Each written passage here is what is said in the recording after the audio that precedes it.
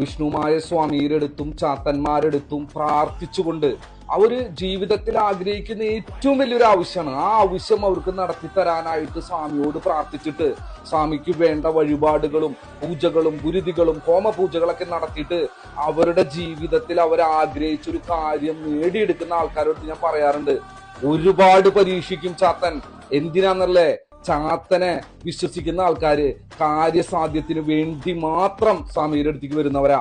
അങ്ങനെ വരുന്ന ആൾക്കാർക്ക് പൂർണ്ണമായിട്ടും സ്വാമിയെ വിശ്വാസമുണ്ടോന്നും സ്വാമിയിൽ അടിയുറച്ച് എന്തു തന്നെ പ്രശ്നങ്ങൾ വന്നാലും ചാത്തനെ ഞാൻ വിശ്വസിക്കുമെന്ന് പൂർണ്ണ മനസ്സോടുകൂടി നിൽക്കുന്ന ഭക്തന്റെ കാര്യമുണ്ടല്ലോ, സ്വാമി നടത്തിക്കൊടുക്കും.